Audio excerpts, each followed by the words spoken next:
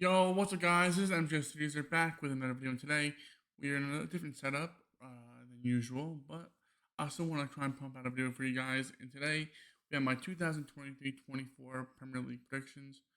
Also, sorry, there's an echo. I'm not what I normally would record. So here we go. So we got a tier list here, and I'm going to start off with number 20, which I think will be Luton Town. Listen, Luton Town did great. You got promoted, okay?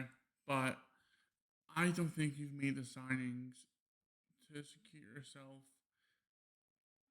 safety in the Premier League. I think that just like your stadium, you're too small. I think you won't survive with the big clubs. I think you could get some good results, but I just don't think at the end of the day you will be good enough to compete with with the bigger clubs that have more money to spend. In 19th place is going to be Sheffield United. Listen, Sheffield, you've been in the Premier League before, not too long ago, and you are going to get relegated again. Berg, one of your best players, your CDM, he just sold him. So I don't. I think you just don't have it. I think while you've made some signings, I think the players that have left aren't going to be enough to stay up in the Premier League. I think you finished 19th, not dead last, but pretty much dead last. And you get relegated back down to the championship and try and get promoted again in a different season.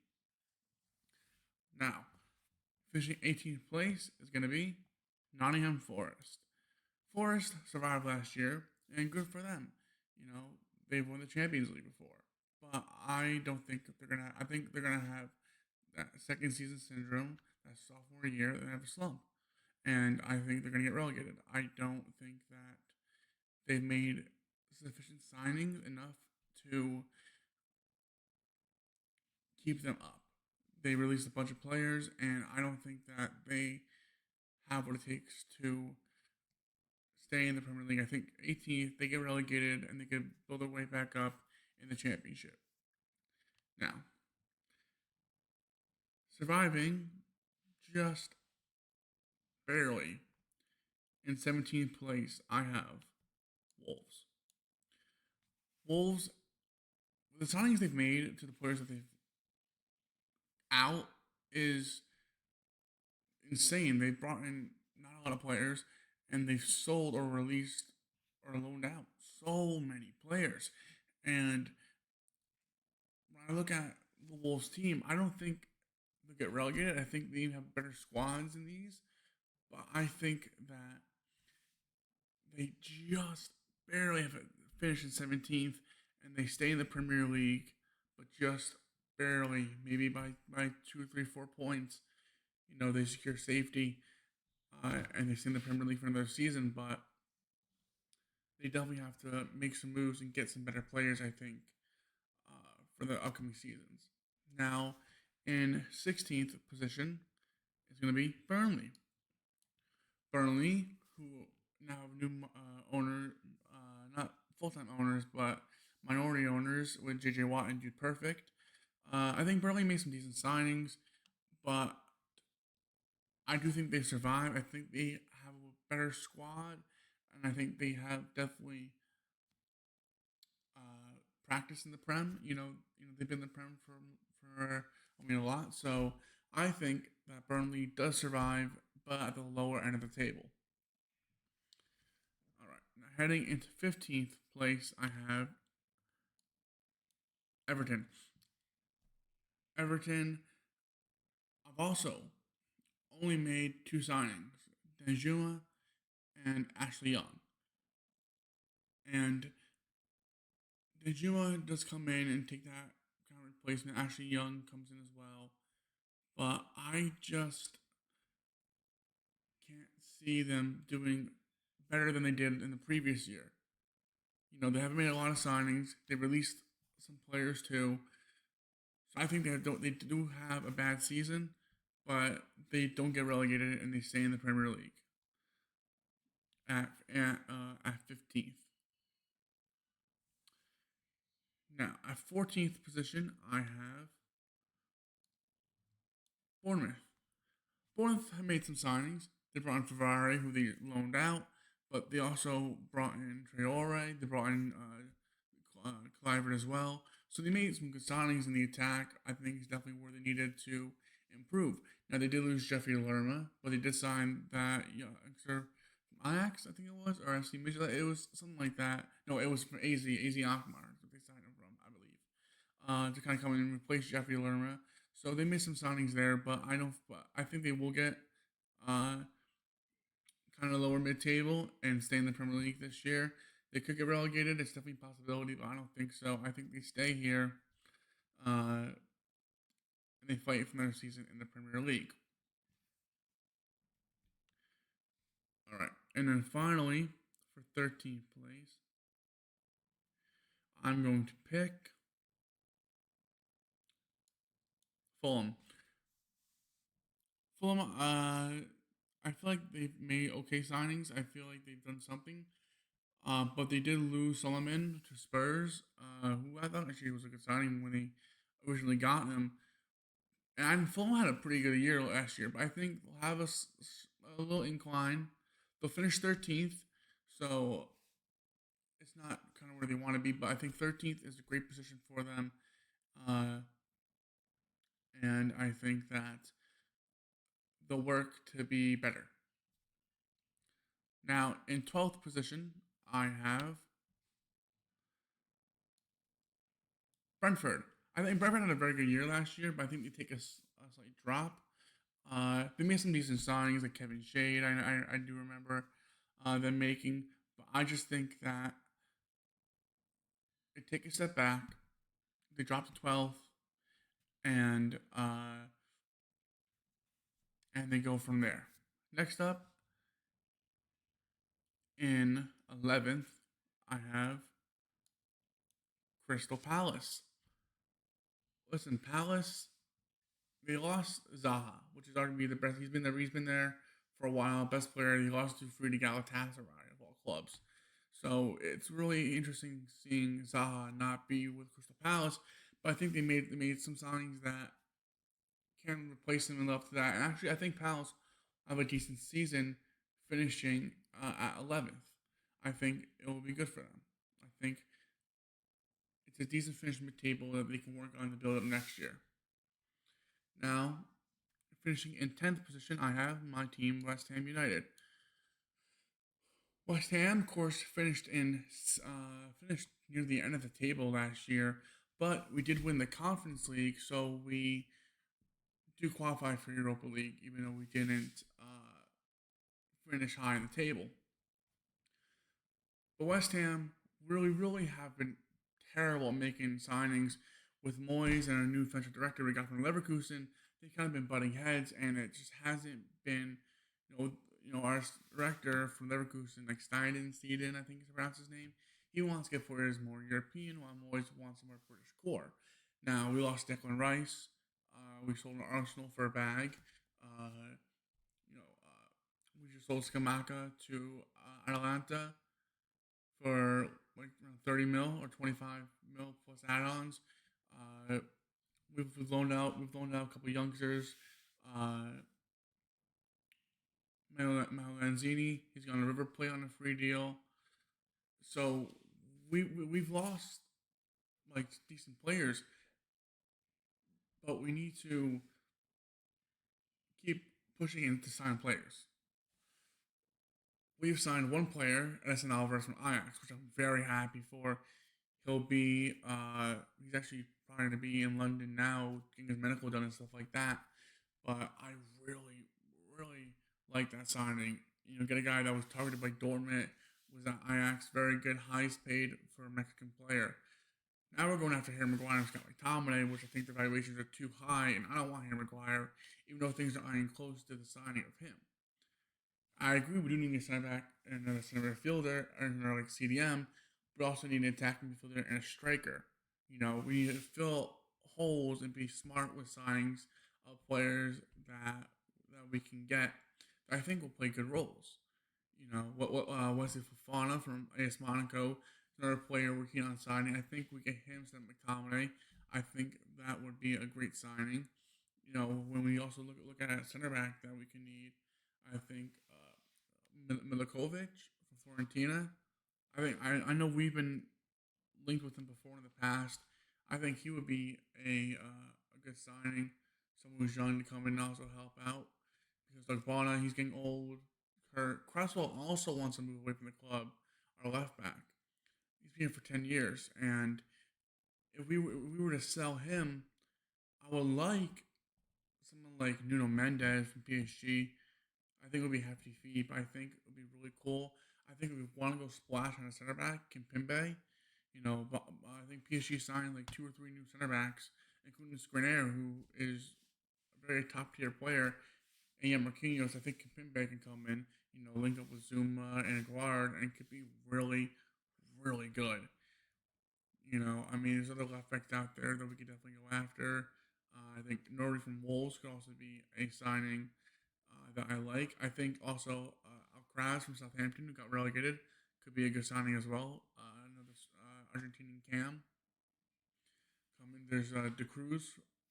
I think plays for replace CDM Uruguay, who I like. I can go on and on about players that I like to think West Ham should probably take a look at. But we're going to go back to it with them finish there in 10th place. Now, in 9th place, I'm going to have Brighton. I think 9th place is a good spot for them.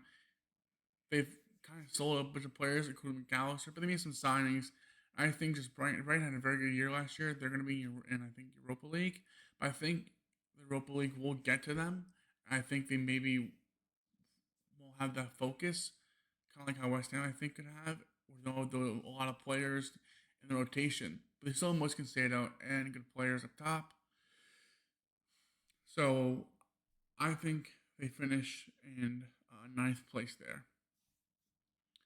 In 8th place, I have Chelsea. I know, shocking. Chelsea have made so many signings, and it's not going to work out. That is the biggest shot I'm calling right now is Chelsea. Chelsea, I mean, they made so many signings. Also, players do want to leave, and they've got rid of a lot of key players too.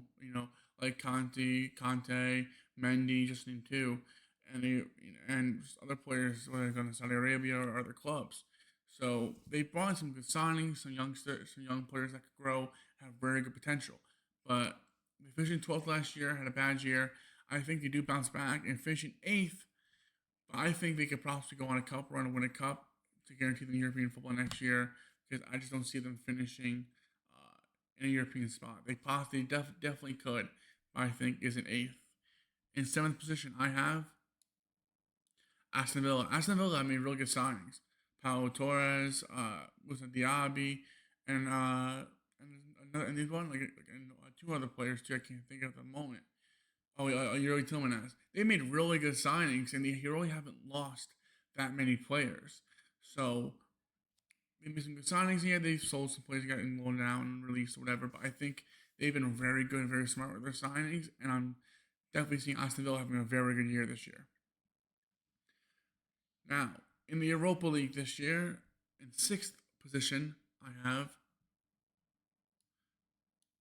Newcastle United. Newcastle qualified for the Champions League this year, and they've made very good signings. Tonali, Harvey Barnes, they've made very good signings, but I think with just the big top clubs, I don't see them getting Champions League again. I know that they could possibly do it, but I think they drop back down and they get Europa League, but they still have a very good season. Now, in 5th place, just missing out on Champions League football, I'm going to go with Tottenham Hotspur or Spurs. Listen, Spurs have probably had the safest transfer window. Seeing while I'm doing a little bit of research, I saw they brought in Kuleski and they brought in some good players, but they haven't really sold anybody either. So they brought in good players and haven't really lost anybody. So they just kind of added to the squad and made it better, which is great, which is fantastic. So the fact that they've done that is great, and I think they finish in 5th place and get Europa League next year. I don't think they can get Champions League, but Europa League on the cards. Now, finishing in fourth place, I have Liverpool. Liverpool made some decent signings too with McAllister and Sabalosi. And they've also had some players at the club, but also Salah could be leaving, could be going. Who knows what's happening to him? But they made signings previously, kind of like Gakpo, who's been really good. I think Liverpool definitely get Champions League this year. They finished fourth place, I think, comfortably over Spurs, and they work towards Champions League next year. Now, finishing in third place is going to be Man United. Man United made some very good signings. You know,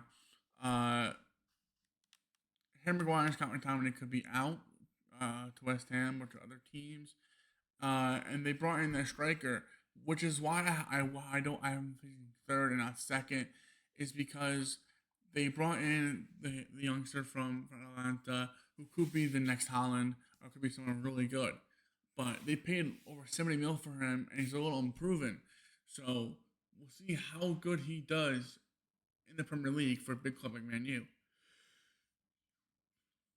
And they've also made some decent signings as well. De Gea's gone, but they brought in Andre Onana. So they made some signings, replacements that I think are very good. And now finishing in second place is again the Gunners and Arsenal, which means Manchester City is on top. Arsenal make a lot of good signings. Like Man U got Mason Mount from Chelsea. Arsenal also got Kai Havertz from Chelsea. So two really good players from Chelsea in the same position are gone, even though they brought in like Santos and everybody like that. Also brought in Declan Rice from West Ham for a bag. So they're upgrading their midfield, which was, I think, one of the biggest things they need to upgrade. I feel like their attack is decent, and I feel like their defense is decent. And midfield, I think, was definitely something to upgrade. They also brought in Jurgen Timber from Ajax, who would kind of help with that center back role. Gabriel and Sabila as well. You also have Ben White, Tom Anderson at right back. Tierney at left back. And Ben White can also come into the center back role. Timber can also kind of play maybe a little up the field in the holding midfielder role, kind of where Declan Rice could play. Xhaka left, so Declan Rice is that replacement. They get better at attacking with Kai Havertz helping with Martin Odegaard. They also have, Martinelli, Emil Smith-Rowe, Saka, and Gabriel Jesus up top. So they have a very good team, but I think they don't bottle it. I think it's very close, but they do end up finishing second. And Man City, again, win the Premier League back-to-back here.